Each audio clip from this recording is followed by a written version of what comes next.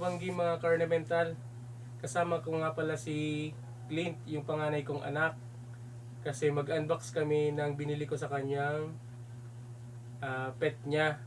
Pero hindi naman talaga totally sa kanya yung dalawa. Tig-isa kami. So, Clint, magpakilala ka sa mga viewers mo.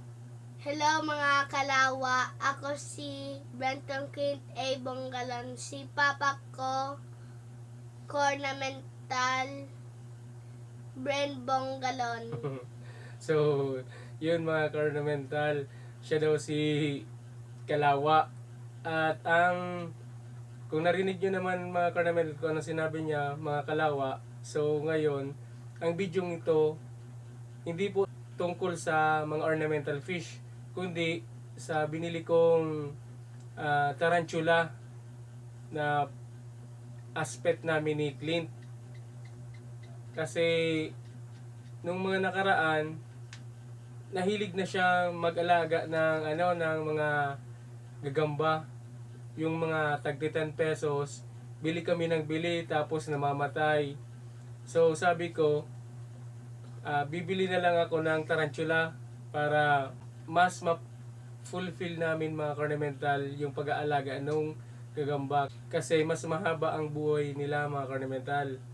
So yun, mag-unbox na tayo mga ornamental. Pero bago ang lahat, kung hindi pa po kayo nakakapag-subscribe sa channel namin, please subscribe, hit the notification bell para palagi kayong updated sa mga video na i-upload namin.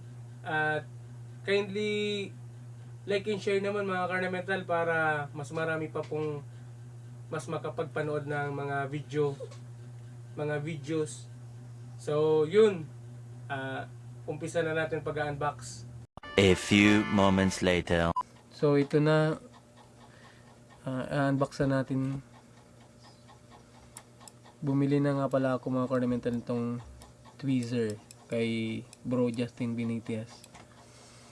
Tapos may prepare na ako ditong dating mga lalagyan. Temporary lang to mga ornamental. Kasi ito, dito nakalagay yung dating OBT na pinagswap ko nung beta. Tapos gumawa na lang ako ng isa. Then buksan na natin ito mga ornamental kasi mas excited pa ako kaysa kay Clint. Tingnan natin kung legit na seller nga talaga yung nakuna natin. Kasi galing pa tong Cavite mga ornamental. Kahapon pa nga lang to shinip. Pero dinaanan ko dun sa GRS. Nagbakasakali lang. At ito, nandito na. Kaya kinuha ko na. Gumawa din pala ako mga ornamental nitong panghuli nung gaya ng mga aggressive na tarantula. Ginaya ko lang doon sa mga may nagbablog ng mga tarantula. So ito, tingnan natin mga ornamental kung talagang legit nga ba talaga yung nakuha natin.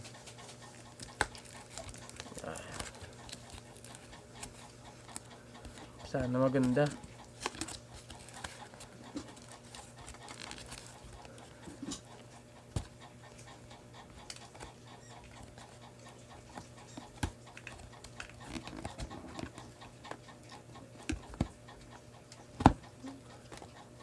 Sobrang higpit ah.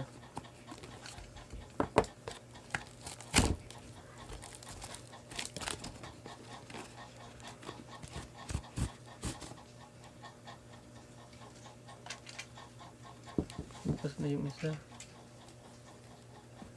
Hindi ko pa naman alam dito kung alin dito yung OBT.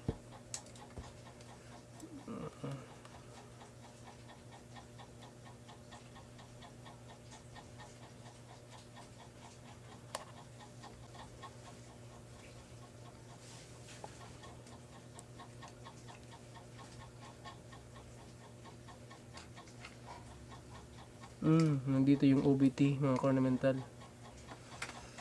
Paano kaya to?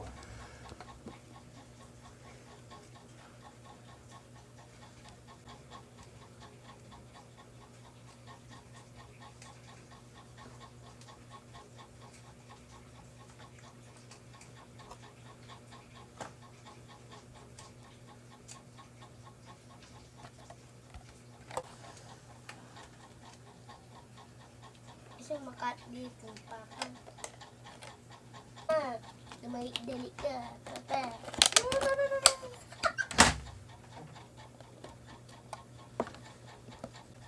8 minutes. So ito na mga Carnamental yung OBT. Medyo nahirapan ako sa pag-transfer. Talagang di ko naman talaga to linyada.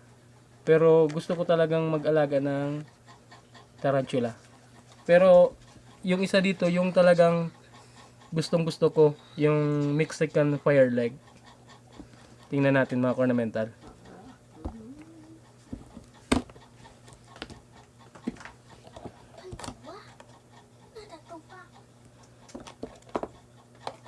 Oh, shit. Rainy din, naglulukso. Bakuman talaga nita may raw. Matuninong ini. Unlike the... Yan. Oh, talagang legit yung seller. Kung makikita nyo mga Carnamental, yung sling nito is 250 pesos. Pero ito, nakuha ko lang siya ng 350. Pero tingnan nyo mga Carnamental, oh, sulit na. Yan, Mexican fire leg. Diba ang ganda? Lagyan na natin dito mga Carnamental. Ito yung gagamba ni Clint. Yung isa, yung OBT, yun sa akin. Tapos, gagawa na lang tayo ng enclosure. Magdi-DIY na lang ako. Glass enclosure na lang gagamitin ko kasi yung... Wow, yan. Yan ang ganda ng Mexican fire leg. Wow. Gagawin ko na lang to mga Carnamental ng glass enclosure. Baka bukas. So, eto nga pala mga Carnamental ang Petyrhinocoelus murinus or mas kilala sa tawag na orange baboon tarantula, OBT for short. Kung makita nyo mga Carnamental, nakanda nga lang yung takip kasi first time ko talaga mag-alaga ng OBT. Tsaka ang behavior niya pala mga Carnamental is aggressive. So pag na-threaten mo siya, ang defense mechanism niya is mangangagat po talaga siya. So kaya nakanda lang yung pantakip ko. Pero kung makikita nyo mga Carnamental, ang ganda ng OBT. At saka heavy weber po pala sila mga Carnamental. Native pala sila sa Africa. So ang setup nung inklo nito for sure is dry. Tapos yung isa naman mga Carnamental, yung ito nga pala mga Carnamental, yung para kay Clint. Ano nga to, Clint? Mexican fire legs. So, yun. Mexican fire legs daw, mga kalawa, sabi ni Clint. Binili ko to sa kanya, mga Carnamental, kasi hindi naman to aggressive, di tulad ng OBT. Ang ano lang nito, pag natitreaten is nag-urticating hair or hair flicks na tinatawag. Mangangati ka lang mga Carnamental, pero iwasan mo ring malanghap yung hair na pinapatalisik nila kasi masama daw, sabi nung isang vlogger, masama daw sa katawan. So ito yung magiging alaga ni Clint. So yun mga Carnamental, dalawa lang na next video itatransfer na natin sa mas maayos na enclo yung dalawa kasi di makita yung tunay na ganda nila. So yun mga Carnamental. So ayun mga Carnamental, tapos na natin na may unbox yung mga tarantula, and so far so good naman sila mga Carnamental. Very legit yung nabilan kong seller.